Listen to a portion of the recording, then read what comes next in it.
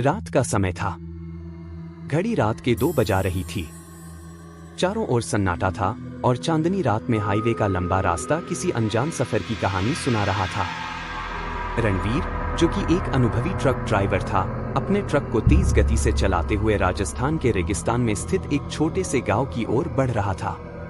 Truck में सामान था जिसे उसे सुबह तक डिलीवर करना था। रणवीर को अकेले सफर करना पसंद था, लेकिन इस रात में कुछ अलग सा एहसास हो रहा था। हवा ठंडी थी और दूर दूर तक कोई वाहन नजर नहीं आ रहा था। हाईवे के दोनों तरफ ऊंचे पेड़, जो रात में काले साए जैसे दिख रहे थे, जैसे किसी रहस्य को छुपा रहे हों। जैसे ही रणवीर हाईवे के एक पुराने मोड़ पर पहुंचा, उसने देखा कि सड़क के किनारे एक औरत खड़ी थी। वह सफेद साड़ी पहने हुए थी और उसकी लंबी खुली काली जुल्फें हवा में लहरा रही थी। वह औरत बेहद सुंदर थी, लेकिन उसकी आंखों में कुछ अजीब सा डर था। रणवीर ने ट्रक रोक दिया और खिड़की से झांकते हुए पूछा, क्या हुआ बहन जी? इतनी रात में यहाँ अकेली क्यों खड़ी हो?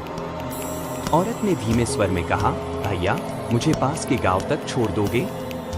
यहाँ से वहां तक पैदल जाना बहुत मुश्किल है। रणवीर को उस पर दया आ गई। उसने कहा, ठीक है, बैठ जाओ, मैं तुम्हें छोड़ दूंगा।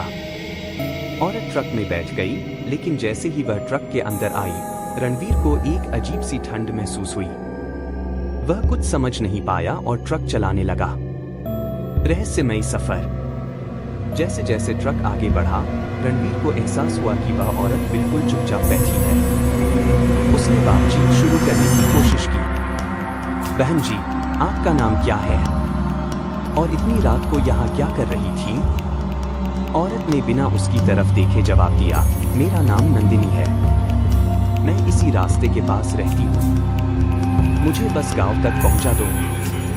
रणवीर ने और ज्यादा कुछ नहीं पूछा, लेकिन कुछ ही देर में उसने महसूस किया कि औरत की छाया शीशे में नजर नहीं आ रही थी। यह देखकर रणवीर के माथे पर पसीना आ गया। उसने हिम्मत करके पीछे पलटकर देखा तो नंदिनी उसे हल्की मुस्कान देती नजर आई। रणवीर ने गला साफ करते हुए कहा, आपका गांव कितना दूर है? नंदिनी ने धीमे स्वर में कहा, बस थोड़ी दूर और, लेकिन इस रास्ते पर संभल कर चलाना, यहाँ हादसे बहुत होते हैं। रणवीर को उसकी बात सुनकर थोड़ा अजीब लगा। उसने पूछा, क्या यहाँ कुछ खास हुआ है? नंदिनी ने कहा, हाँ, कई साल पहले यहाँ एक लड़की का एक्सीडेंट हुआ था। वह ट्रक से टकराकर मर गई थी। तब से उसकी आत्मा इस हाईवे पर भटकती रहती है। रणवीर के हाथ से जैसे ट्रक का स्टीयरिंग फिसलने लगा। उसने हिम्मत करके पूछा, वो लड़की कौन थी? नंदिनी ने उसकी तरफ देखा और मुस्कुराते हुए कहा, मैं। रणवीर के रोंगटे खड़े हो गए। उसने अचानक ब्रेक लगाया, लेकिन जैसे ही उसने ब्रेक लगाया, ट्रक में कोई नहीं था। नंदिनी गायब हो चुकी थी। डरावना सच।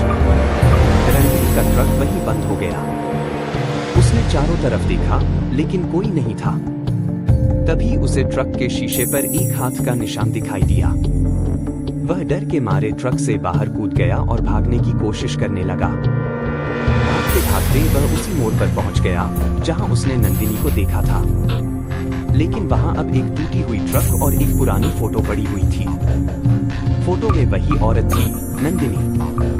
रणवीर को एहसास हुआ कि वह उस आत्मा से मिल चुका है जिसकी कहानी हर ड्राइवर सुनता था, लेकिन कोई यकीन नहीं करता था। उस रात रणवीर ने तय किया कि वह कभी उस हाईवे पर अकेले नहीं जाएगा। लेकिन क्या वह सच में बच पाया था, या नंदिनी की आत्मा अभी उसके साथ थी? अगली सुबह रणवीर का ट्रक हाईवे पर खाली खड़ा मिला, लेकिन रणवीर कभी नहीं मिला। लोग कहते हैं वह अब भी उस हाईवे पर नंदिनी के साथ भटक रहा है।